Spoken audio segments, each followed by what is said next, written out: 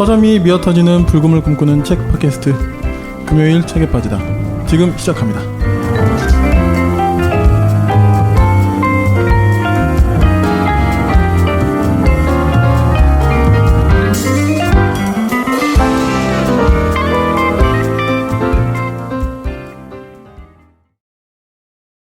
안녕하세요. 안녕하십니까. 안녕하세요. 네, 소개해 주시죠. 예, 제너럴리스트를 꿈꾸는 제네랄리스트를 꿈꾸는 책 만드는 윤희입니다. 안녕하세요. 대학에서 신학 공부하다 망해가지고요. 출판사에서 일하고 있는 용도사입니다. 반갑습니다. 네, 저는 이것저것 손대다가 팟캐스트까지 어떻게 하다 보니 하게 된 붉은 PD입니다. 네, 오늘 저희 금요일 책에 빠지다 어떤 책 누가 고르셨죠? 네, 오늘 제가 골랐습니다. 어떤 책입니까? 네, 제가 최애하는 출판사 유유에서 나온 리뷰 쓰는 법입니다. 이 뭐뭐 하는 법 이제 이걸로 굉장히 유명한 이 땅콩 문고 시리즈가 뭐뭐 하는 법이거든요. 네네. 되게 좋은 책이 많고요. 이거 그냥 부제를 보면 내가 보고 듣고 맡고 먹고 느끼는 것의 가치를 전하는 비평의 기본기 이렇게 되어 있습니다. 네. 제가 한번 궁금한 게요. 붉은 PD님이나 윤희님이나 주로 어떤 장르나 어떤 리뷰를 좀 즐겨 하시는지 생각나시는 리뷰나 이런 거 최근엔 좀 귀찮아서 안 하긴 하는데 사실 저는 옛날에 좀 서평을 잠깐 썼다가 서평은 지겨워져가지고 좀 약간 저의 한계를 느끼기도 했고 서평은 좀 그만뒀고 지금은 이제 가끔 이제 SNS나 이런데 주로 드라마 영화 가끔 책 그 정도인 것 같아요. 작년에 그 붉은 PD님께서 저한테 비밀의 숲 강추하셔가지고 예, 그렇죠. 저 쫙 아내랑 봤는데 저랑 아내의 인생작으로 나왔거든요. 네. 조만간 나오더라고요. 그 작가의 새로운. 예, 맞아요. 7월달에 조승우 나오고. 네, 맞습니다. 너무 기대하고 라이프. 의학계 드라마. 예, 그 병원 이야기인데 조승우가 그 병원 CEO예요. 네. 그래서 너무 기대하고 있습니다. 약간 그런 사이파 미스터리 같은 느낌의 약간 그런 병원물이죠. 역시 너 말이 많아졌어. 바로 드라마 이야기하니까. 강윤희님은 저는 그냥 따로 리뷰하는 건 없고요. 저는 그냥 리뷰를 보는 걸 좋아하는데 그냥 스포츠 리뷰? 스포츠 리뷰를 좋아하신다고요? 저는 그냥 하이라이트만 열심히 보는 것 같아요. 어떤 종목이요? 다 가리지 않고 사실 다 봐요. 스포츠는 다 보는 편이고. 네. 예, 스포츠 토토를 하는 건 아닌데 이렇게 말하니까 하시는 것 같은데 약간? 아니 거의 토토 하시는 분들은 정경기를 거의 다 쳐잡아서 어쨌든 걸어야 되니까 도박 조작 방송은 아니지만 어쨌든 그러니까 그 정도로 막 보시잖아요. 근데 저는 그냥 진짜 팬심으로 그냥 그런 걸 보는 걸 좋아해요. 그러니까 NBA 하이라이트 특히 보고 야구는 이제 제가 응원하는 팀만 이겼을 때 하이라이트 보고. 어느 팀입니까? 저요? 그 쌍둥이라고. 왠지 잘하잖아요. 이렇게 잘해서 좀 보고 있어요. 그러니까요. 예. 그래서 그거 보고 그리고 이제 다 모든 종목을 가리지 않고 좀 다 보는 편이어서. 그렇군요. 예. EPL 그런 거 가리지 않습니다. 썰로 푸는 거는 리뷰 되게 잘하시는 것 같아요, 윤희님이. 썰 풀기 리뷰. 썰 풀기요. 근데 오히려 저는 SNS랑 이렇게 블로그 활동을 제가 막 잘 안 해서 사실 어떻게 해야 될지를 모르겠어요. 저를 위한 책이 아닐까 오늘 하게 될 책이 그런 생각이 들었습니다. 저희 스포츠 코너라도 하나 만들까요? 그러네요. 네. 배구 다 좋아해요. 농구, 배구, 야구, 축구 다 좋아해요. 네. 관심사가 되게 다양하셔가지고 우리 부럽습니다. 용도사님은? 근데 저는 제가 이래봬도 이래봬도 출판사 서평 공모전 대상을 받은 전력이 있습니다. 어느 출판사 밝힐 수 있습니까? 그때 그 포에마 출판사라고요. 그렇구나. 김영사의 그래서 100만 원어치 책을 받은 적이 있어요. 진짜요? 네네. 그래서 막 김영사 책도 많이 오고 포에마 책 많이 오고 그랬었는데 그때 참가자가 그 포에마가 블로그밖에 없어가지고요. 참가자가 되게 적었어요. 그래도 제대로 준 거네요. 그래도. 네네. 100만 원어치 책을 다 줘가지고요. 근데 그때 제가 서평 쓸 때 일부러 되게 조용히 그 주변에 글 잘 쓰는 사람 아무도 모르게 그냥 몰래 공모했던. 근데 보니까 협성 어디지 무슨 협성대? 아니 협성대가 아니고요. 거기서 7월 말까지 서평 공모하더라고요. 협성이요? 협성문화재단인가 막 페이스북에 몰라요. 홍보하던 두 분한테는 알고리즘으로 안 가나 보네. 서평을 버린 지 오래돼서. 협성재단인가 거기서 서평에서 1등이 300만 원이에요. 그래서 진짜 오랜만에 그 도전을 한번 해보고 싶은데 네, 귀차니즘과 저의 어떤 네, 글쓰기 실력을 제가 알기 때문에 협성재단인가 거기서 서평 공모를 해요. 그래서 7월 1일부터 7월 말까지 이제 지원하면 되고요. 거기에 우리 책들이 좀 있습니다. 아픔이 기대되려면도 있고요. 그거 한 권 있나? 아무튼 그래서 저는 지난번에도 말씀드렸지만 그냥 알라딘 그 백자평에 제 그냥 그 좀 줄여서 글쓰기 제가 되게 장황 만연체를 이제 많이 써가지고요. 줄여서 글쓰기 그냥 연습하려고 리뷰 같은 거 남기고 이제 있거든요. 네. 근데 이 부제를 제가 아까 그 말씀드렸잖아요. 네. 여기서 흥미로운 건 이 책의 포인트인데요. 보고, 듣고, 맞고, 먹고, 느낀. 그러니까 지금 경험을 강조하는 거거든요. 옛날에 그 뭐죠? 그 약선전 씹고 뜯고 맛보고. 네, 맞아요. 약간 그런 네, 느낌. 맞아요. 그래서 이분이 얘기하는 이 비평의 기본기가 이게 되게 실용서고 이제 일본 이제 비평가거든요. 이제 미술학을 공부한 강사인데 예술 쪽 비평을 하는 사람이고 비평 전문가다 보니까 이게 목차가 좀 단단하고요. 그래서 이게 처음부터 끝까지 실제 비평이란 무엇인가, 그리고 비평을 어떻게 하는가, 비평의 어떤 차원이 어떤 것인가, 비평을 어떻게 단련하는가, 뭐 이런 식으로 이제 돼 있는데 이 책을 약간 그냥 그 종합적으로 그냥 제가 읽으면서 느낀 거는 되게 실용서 같은데 엄청 비평의 어떤 그 세계를 철학적으로 딱 다져주는 그런 느낌이 되게 들어가지고 저희가 전에 한번 일본 학자 책 얘기하면서 일본 저자의 어떤 그 특유함과 어떤 그 정통성이 있다고 얘기했었잖아요. 근데 이 책도 마찬가지로 얇은 책이고 그냥 가볍게 읽을 만한 땅콩 문고의 시리즈 책이지만 상당히 좀 깊은 세계에서 비평을 건져오고 있다. 그리고 자기의 경험과 자기의 주관을 어떻게 객관적인 광장의 비평으로 훈련시키고 단련시킬 수 있을 것인가, 비평을 어떻게 수련할 수 있을 것인가, 그런 맥락에서 들어가기 때문에 어떤 그냥 자기개발 그 실용서와는 좀 차원을 달리하고 깊이가 좀 상당히 있고, 역시 비평 쓰는 법에 대한 책이다 보니까 이 책의 글도 군더더기 없이 저는 잘 쓰인 어떤 그게 좀 포인트인 것 같아요. 좀 묘하긴 해요. 그 글쓰기가 되게 그 뭐지 대중적으로 쓰려고 노력한 것 같은데 또 은근히 뭐랄까 좀 그런 핵심을 짚는 부분들이 있고, 저도 좀 그런 느낌을 받긴 했네요. 윤희님은 어떠셨어요? 읽으시면서? 저는 이런 책을 대할 때 약간 어려워하는 게 뭐냐면 네. 이대로 못 써서 마음이 좀 아파요.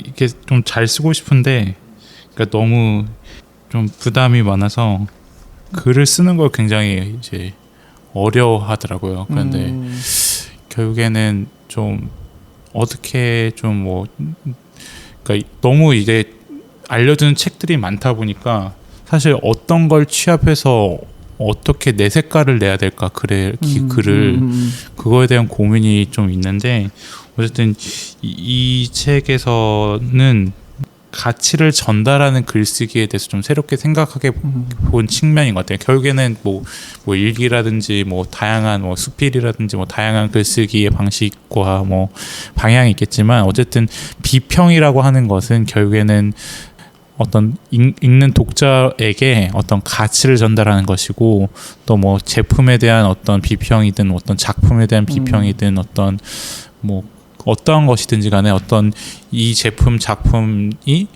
이것을 맛보려고 하는 독자에게 어떤 의미가 있는가를 어떻게 보면 소개하고 있는다는 측면에서 내가 그러니까 이걸 읽어야 될지 말아야 될지, 특히 책의 홍수 시대에서는 정말 이게 고민이 되잖아요. 그러니까 나만의 어떤 내가 애정하는 작가가 있고 내가 좋아하는 작가, 책, 어떤 리스트들이 있다면 사실 뭐 어떤 걸 선택해야 될지, 뭐 영화든 뭐 드라마든 뭐 그런 것들이 고민되진 않겠지만 사실 이런 거를 소비하는 데에는 엄청난 시간과 힘과 어떤 능력이 소비되어야 되는데 사실 그거를 이제 현대인들이 너무 고민하다 보니까 정말 뭘 봐야 될지, 뭐 읽어야 될지 그런 것들을 이제 좀 고민하게 될 때 어떤 이런 비평들이 약간 큰 힘을 받지 않을까. 사실 저는 사실 서평을 잘 안 읽거든요, 사실.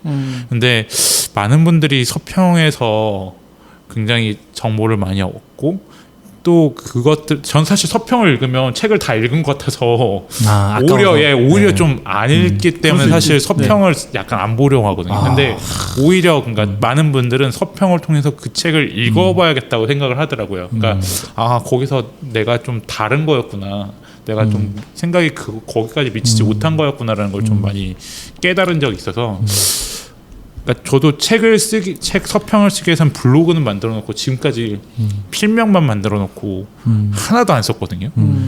좀 그러니까 이 책을 읽고 들었던 생각은 어쨌든 좀 다시 블로그를 어쨌든 해봐야겠다라는 생각이 저는 들었던 것 같아요, 개인적으로. 그러니까 방금 비평에 대해서 간단히 얘기해 주셨는데 저는 이 책을 읽으면서 가까운 이웃 나라지만 비평 문화에 대한 차이가 조금 개인적으로는 떠올랐어요. 그래서 저만 하더라도 그렇고 우리나라는 되게 감정적인 글쓰기가 되게 익숙한 어떤 문화인 것 같아요. 기본적으로 상당히 좀 뜨겁고 뭔가 이렇게 좀 객관적이고 차분하고 냉철하게 이렇게 글을 쓴다는 게 좀 어려운 그런 분위기인 것 같고, 그리고 저도 출판사에서 일하면 당연히 제가 소개하는 출판사의 비평이나 서평 같은 거를 많이 보잖아요. 근데 막 진짜 방금 갓 나온 따끈따끈한 책에 온라인 서점에 별 하나 하면서 막 테러 평점돼 있고 막 완전 이런 막 정말 쓰레기 어떤 그 근거나 이유가 있지만 그렇게 하면은 되게 마음 아프거든요. 그리고 그게 영향을 미쳐요, 실제로. 그게 하나 어쨌든 완전 그렇죠. 오픈된 공간에 다 이게 공개되는 거잖아요. 근데 이 저자가 얘기한 방금 윤희님께서 얘기하신 대로 여러 가지 구체적인 실용적인 방법들을 제시하는 부분도 저도 좀 건너뛴 부분도 있거든요. 근데 약간 이제 어쨌든 본질적으로 이 저자가 얘기하는 것은 비평은 대상을 사랑하는 것이라는 것이 저는 그게 되게 제 마음에 확 이제 와닿았어요. 그래서 여기서 이렇게 얘기하거든요. 33쪽에 사랑 없는 자 쓰지도 말라. 대상을 사랑하지 않는 사람이 그 대상의 현재와 미래를 이러쿵저러쿵 논한들 설득력도 없고 읽는 사람으로 하여금 행동을 촉발시키지도 못합니다. 이렇게 얘기도 하고요. 그리고 비평은 대상의 긍정으로부터 시작됩니다. 현실에서 어떤 대상을 인정하지 않는 한 관찰을 할 수 없고, 관찰이 불가능하다면 발견도 생겨나지 않고, 발견이 없으면 생각도 쌓이지 않기 때문입니다. 이런 어떤 되게 단순한 문장이고 그냥 누구나 얘기할 수 있는 건데 문득 저만 하더라도 그러네 하면서 약간 반성이 되더라고요. 물론 그렇다고 해서 무슨 막 애정가에 막 이런 거 가지고 무슨 뭐 이렇게 주례사식 서평을 하거나 상찬을 해야 되는 건 아니지만, 비평의 어떤 그 균형감이나 비평의 어떤 알맹이를 기본적으로 딱 잡고 시작하니까 신뢰가 가고, 이분의 이 저자의 글 자체도 상당히 좀 어떤 그런 어떤 이 세계를 사랑하는 것, 그리고 이 저자가 얘기하는 게 내가 쓰는 어떤 그 글이나 내가 말하는 리뷰나 남기는 모든 비평과 리뷰가 세계가 보다 가치 있게 나아질 것을 상상하고 쓰고 말하고 그려라 이렇게 얘기를 하거든요. 그 부분에서 저는 물론 어떤 비판, 그러니까 좀 더 강력한 비판과 어떤 부정적인 어떤 습속을 깨부수는 그런 차원의 좀 더 이제 강한 논조의 비평도 중요하다고 생각을 하는데, 그런 방식도 어쨌든 근본에는 이 세계와 대상에 대한 긍정과 사랑이 기초로 한다는 아주 단순하지만 제가 놓치고 있던 부분을 좀 짚어주는 것 같아서 저는 그래서 이게 확 매료가 됐어요. 그래서 사실은 제가 이 금책바에서 이런 책을 소개하는 건 처음이거든요. 그러니까 이런 책이라는 게 이런 어떤 뭐 리뷰 쓰는 법 이런 책을 소개하는 건 처음이고, 제가 문사철에 되게 취약한 사람이고 저한테 제가 자존적인 독서를 하는 사람이라고 얘기를 했잖아요. 그래서 저한테 되게 필요하다고 생각하는 책만 막 이게 꾸역꾸역 겨우 읽어가지고 소개하고 이런 그랬었는데, 약간 이 책은 좀 그 부분에서 제가 되게 맞다 그렇지 하면서 저 스스로를 되게 반성한 차원이 있어가지고, 그래서 저는 이번에도 여전히 일본 작가의 글에서 되게 배우는 게 많구나 그 생각이 전 많이 좀 들었어요. 저도 이제 그 들으면서 좀 드는 생각인데, 일단 그 저자에 대해서도 전 좀 동의가 되는 게 있네요. 되게 조심스러운 거 막 그런 거 있잖아요. 막 근데 막 되게 사려 깊고 막, 저는 그 후카이 토모아키도 좀 약간 그런 그러니까 모르겠어요. 두 분이 그냥 우연찮게 스타일이 겹친 건지. 그때 저자 이름 잘 못 부르시더니 이번엔 잘 이번에는 어떻게 읽으시네요. 생각이 나네요. 네. 컨디션이 괜찮은가 봐요. 그게 조회수가 많이 나와서 기억하시는 거인가? 그런가? 그럴 수 있어요. 아 근데요. 전 속물이거든요. 다른 일본 철학자도 저는 되게 그런 얘기 딱 두 저자가 얘기한 그 공통점이 전 되게 똑같아가지고 신기했었어요. 근데 토모아키 책 할 때도요. 아 근데 네. 이게 좀 일리가 있는 것 같아요. 그 누구죠? 잘나라 그 누구죠? 타츠루 뭐 우치다 타츠루. 우치다 타츠루 거기도 좀 약간 그 잘나라 기도하는 그 손 그것도 좀 약간 그런 체지 않아요? 그래요? 사사키 하타루. 사사키 하타루. 네. 그 책도 약간 좀 그런 느낌이거든요. 그렇구나. 네. 우치다 타츠루 나중에 하려고 그랬는데. 우치다 타츠루 누구지? 있어요. 그 사람도 유명한 사람이에요. 그거 맞죠? 뭐 그 걔가 그 마르크스 책을 예, 마르크스 맞아요. 귀엽게 그 사파된 거. 예. 맞다. 잘나라 기도하는 그 손. 네, 맞다. 네. 예. 그것도 그거는 이제 그 사사키 분도 하타루. 유명해요. 그 네. 분도 유명하죠. 또 한 가지 저도 그 제가 이야기하려고 했던 부분이기도 한데 대상에 대한 애정, 저도 좀 양가 감정이 들어요. 그게 없으면 저도 진정한 비평, 타인에게 유익을 주는 리뷰를 쓸 수 있을 것인가. 저도 그게 당연히 그래서 그런 차원에서 동의가 되고. 근데 저의 경험의 세계 속에서 나온 어떤 그런 거는 뭐냐면 또 약간 그런 좀 반작용 같은 부분은 저는 이제 기독교 계통에서 저도 일을 많이 하다 보니까 모르겠어요. 소설, 뭐 다른 인문학, 다른 분야의 책들은 그럴 필요는 없을 것 같은데 기독교계에서 기독교의 어떤 출판, 기독교의 서적들을 좀 읽어온 편이다 보니까 그런 기독교 세계 안에서의 그런 책들은 솔직히 쓰레기 책이 너무 많아. 그래서 제가 한때 막 이런 생각을 했다니까요. 그 제가 막 무슨 약간 웹진 이런 것도 일 때문에 해보기도 하고 그랬는데 서평 같은 것도 막 해보고 했는데 좀 그런 안티 서평 같은 것도 좀 필요하지 않나? 그런 생각을 하길 때가 있어요. 한때 뭐 K 뭐 출판사 뭐 D 뭐 출판사 이런 책 출판하는 데가 있어요. 제가 되게 싫어하는 출판사들이 있어요. 알 것 같지. 네. 뭐 당연히 알 수밖에 없죠. 네. 네. 뭐 기독교인들은 아실 거예요. 그래서 막 그런 책들은 일부러 좀 이렇게 좀 정조준 해가지고 좀 해줘야 될 필요가 있지 않을까 막 그런 생각. 독서를 권장하는 서평이 아닌 피하기 네. 하기 위한. 네네. 근데 실제로 로자가 그런 이야기 하거든요. 그 서평의 목적 중에 주요 목적 중에 하나는 읽어도 되지 않을 책을 피하게 만들어주는 것도 중요한 서평의 목표다. 뭐 이런 것도 이야기하는 걸 들어보면. 그러면은 별 막 하나 줘도 되는 건가요? 사실 그것도 의미가 있는 거죠. 그러니까 저는 지금 얘기하신 게 우리나라와 일본의 어떤 그 문화적인 차이에서 오는 당연한 저는 그런 것 같아요. 그러니까는 어쨌든 제가 막 일본 막 열등 막 비교를 하는 건 아니지만 어쨌든 번역이나 문화적인 수입이나 그런 어떤 책이나 이런 것이 많이 장인 정신이나 이런 것들이 좀 차이가 좀 있긴 있잖아요.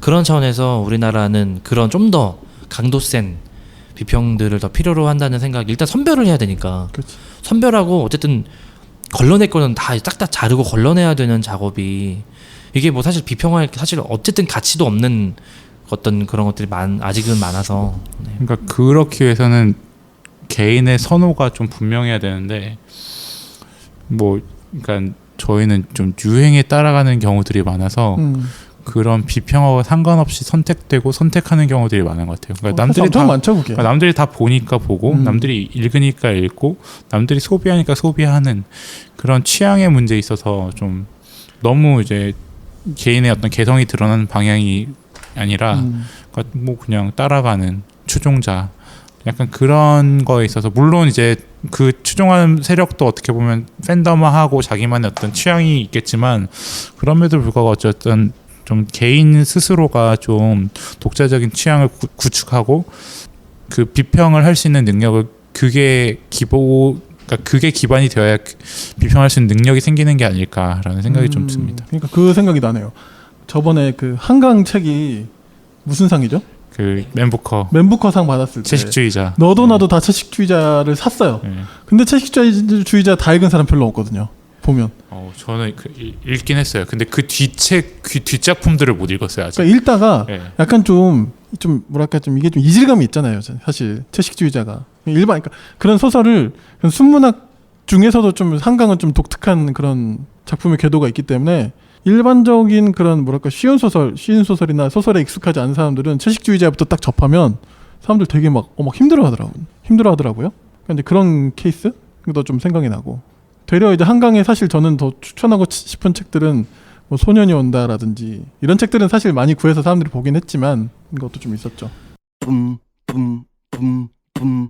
지루한 평일지 찾아온 불금 그동안 못 읽은 책을 읽자고 결국에 남는 건 마음의 양식 그리고 전보다 성숙한 당신 금요일 책에 빠지다. 그래서 우리나라 특히 뭐 아까 얘기하신 그 뭐 기독교 좁게는 그 일반적으로 우리나라의 비평 문화가 왜 이렇게 취약할까를 생각했을 때 예전에 유니님께서 그 미국 그 넓은 아메리카 땅에서 서로 랩으로 서로 이렇게 막 배틀하고 이스트 그런 코스트 거- 웨스트 코스트. 네 그러니까요. 그게 뭐라고요? 이스트 코스트 웨스트 코스트. 그게 서로 절대 네, 뭐. 만날 수 없는 거리에서 그 비평하고 래퍼들끼리. 하니까 네, 그러니까 이게 너무 무슨 책을 하면서 제가 우리가 얘기했었나요? 그 기억이 안 나네요. 네 아무튼 하여튼 뭐 저기 막 서부의 CG들을 네. 말하면서 자기들끼리 막 네. 디스. 아 혐오 발언 얘기하면서 했었구나. 네. 아, 근데 우리나라는 가까이만 저만 하더라도 이게 내가 이 비평을 남기면 이게 반응이 이게 괜히 나 막 욕먹는 거 아니야? 이런 어떤 그 군중 심리나 이런 부분에 대한 되게 그 두려움이 정서적으로 큰 것 같아요. 그러니까 건강한 비평을 하기 위해서는 사실 꽤 큰 용기가 필요하고 사실 그러면 안 되는데 누구나 비평을 할 수 있어야 되고 누구나 자기 얘기를 객관적으로 할 수 있어야 되는데 그 부분에서 뭔가 감정선에서 이렇게 연결이 되고 또 예를 들면 저는 이제 출판 마케터 입장에서 상대방이 저와 관계가 있는데 이 책을 솔직히 비평하고 싶어요. 용도사가 소개하는 책이지만 그러면 할 수 있어야 되는데 나와의 관계도 생각나고 막 이런 게 그런 게 되거든요. 그러니까 그런 차원이 한 가지 생각이 되게 나고 실제적인 이야기가 나오네요. 또 한편으로 이건 정말 주관적인 얘기인데 저는 홍보 일을 하는 사람으로서 최대한 정말 영혼까지 끌어모아서 긍정적인 부분을 가지고 소개를 해야 되는 입장이거든요. 그러면 당연히 직접적으로 제가 타깃이 돼서 비평에 노출될 때가 많이 있어요. 그러면은 사실 이제 심정적으로 좀 힘들 때도 있긴 한데 내가 알고 보니까 그거 좀 그 책 그냥 네. 그렇던데 뭐 이런 거? 뭐 그런 거 접할 마케팅이 때? 속았다 막 되게 노골적으로 딱 저를 겨냥할 때도 있고 그리고 아시겠지만 아, 그 누굽니까 그거? 네? 이쪽 그 이제 네그 삐 이거? 네. 그 훌륭하신 뭐 이렇게 목사님들 이런 분들 사이에서는 좀 약간 좀 이렇게 그런 분들 많아서 아무튼 그러다 보니까 이게 저도 비평을 못 하겠는 거예요. 그리고 저는 그건 있어요, 솔직히. 제가 책 홍보하는 일을 하면서 비평이 있었으면 좋겠어요. 근데 저는 저 동의하는데요. 그럼에도 이런 부분에서 좋지 않을까요? 하고 이제 저는 다시 반응을 하고 맞대응을 하는 차원인데 그런 어떤 비평 문화가 너무 열악하고 좀 이렇게 너무 질펀하다고 해야 되나요? 그런 차원이 좀 있고 그리고 저도 따로 출판책을 비평을 당연히 못 하죠. 네가 어떻게 우리가 남이냐 하면서 이제 또 우리 기독교 출판 바닥에 네네네. 보니까. 그러니까 니는 네 출판사 홍보하면서 부평. 근데 그게 어떻게 왜 우리 걸까? 사실 저 그래서 딴 출판사 책 아예 얘기 안 하거든요.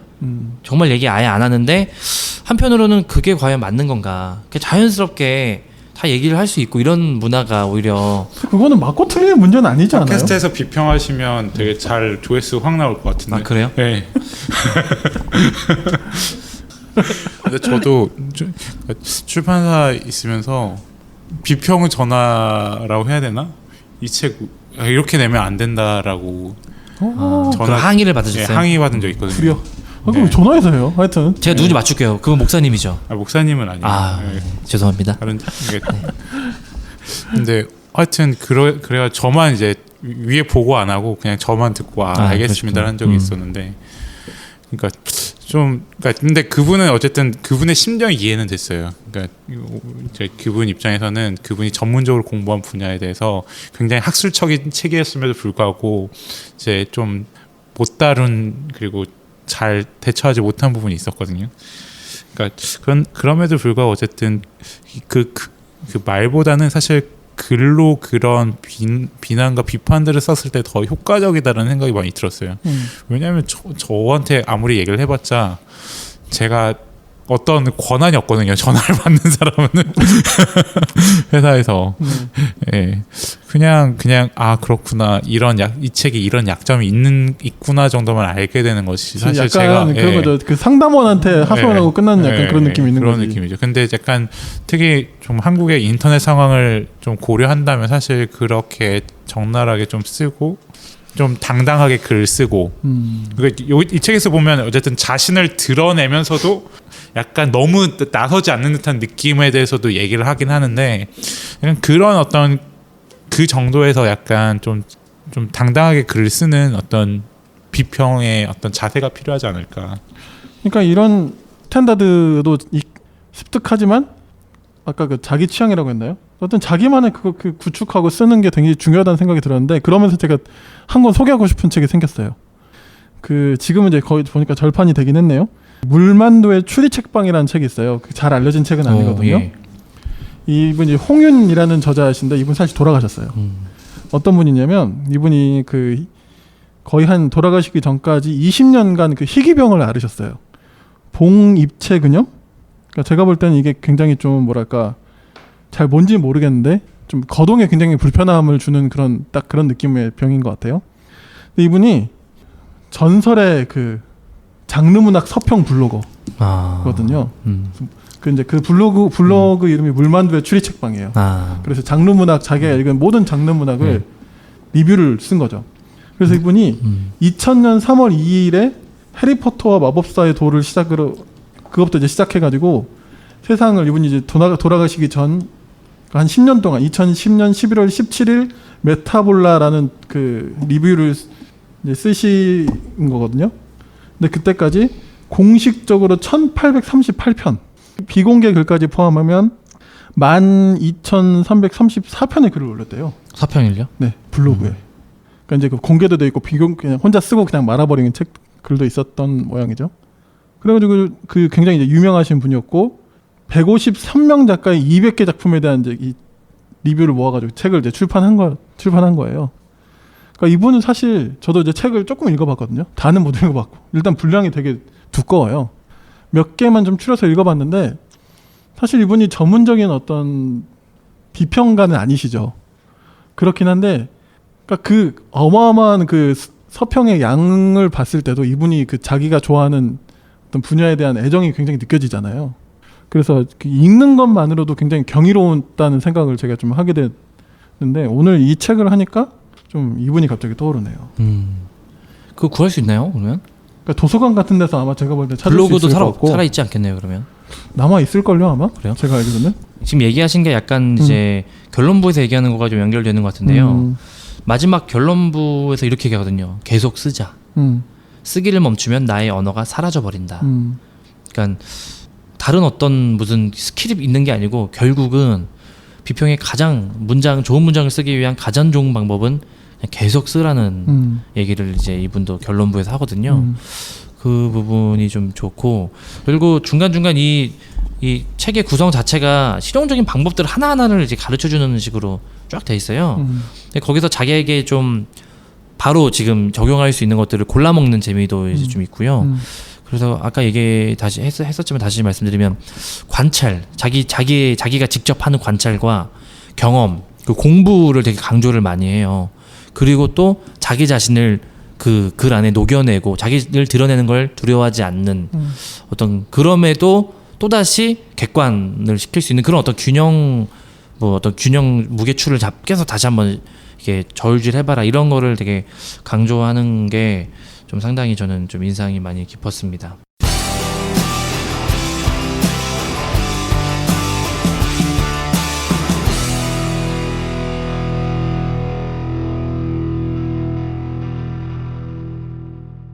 네, 그래서 저는 이분이 결국은 비평도 상당히 다양한 가치관이 소개되는 것을 목적으로 하거든요.